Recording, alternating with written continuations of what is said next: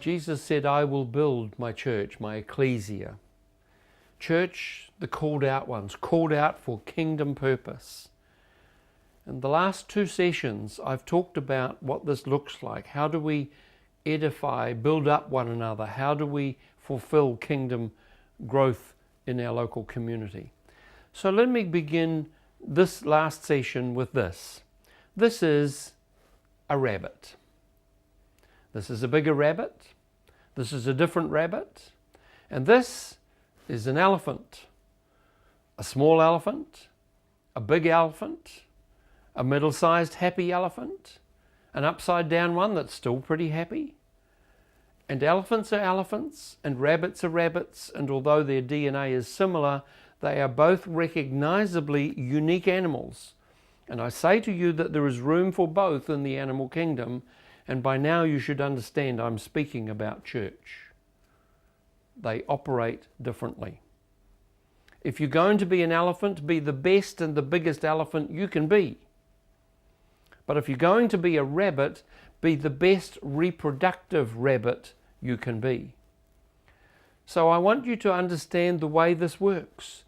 I've already been talking about establishing little groups, particularly in part 1 of this series.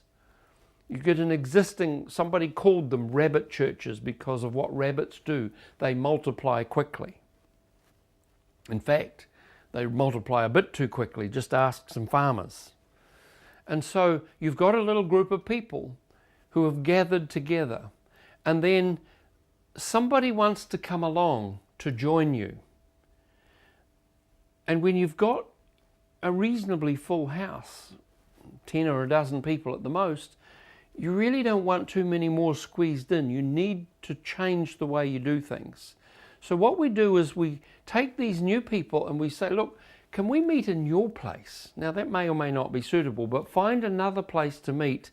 And 1 or 2 people would go to that group and establish that new group that then begins to reach their family, their neighbours, their friends who you may never meet otherwise. So go into their comfort zone rather than come into an existing group that probably is getting a little big anyway. So go to their comfort zone, because every new contact is a potential new grouping. You might call it a rabbit church.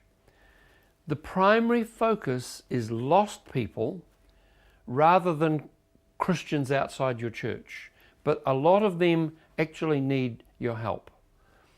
Now, rabbit churches tend to be small, mobile, they operate best at grassroots level, they can hide easily, and they reproduce quickly. And they are not persecution proof, but they are persecution resistant. And this model of church grows very rapidly when persecution comes. So here you are, one person with a little group of people that begin to meet in somebody's home. And after a little while, you've actually started 2 or 3 groups. The good thing is when those groups get so big, they need to plant another group from it. And those things begin to reproduce. Now, I've done this on a slide here to show that some groups after a while don't seem to reproduce. And it may be poor training of the leaders in terms of what it is that you're meeting for. So some remedial work may need to be done. But I just really want to encourage you, groups should multiply so they divide in order to multiply. And by the time you get to this is 23 groups.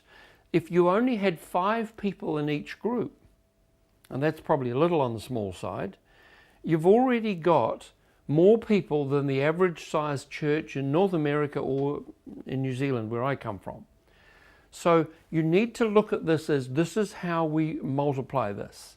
Now, let me give you an example. I met a brother in the Lord who was a Bible college lecturer. He thought he knew what he was doing, and one day God confronted him and said, go plant a church. So he did.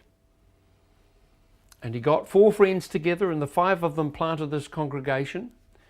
And as a consequence of that, after 5 years, they had built up a massive congregation numbering 30.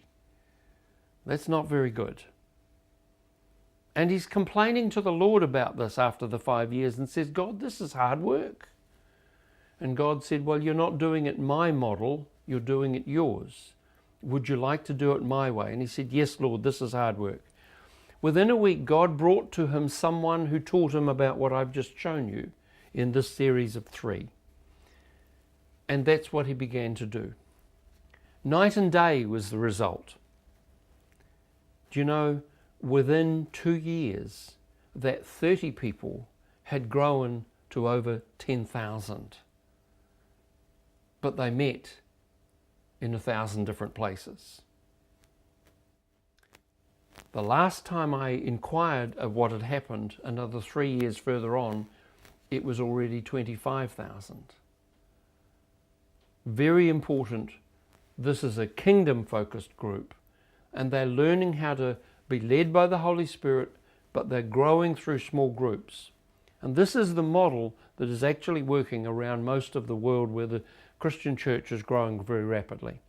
So simple things replicate much easier than complicated things. And I just want to finish with this. Don't forget that small groups are not the answer. Jesus Christ is the answer.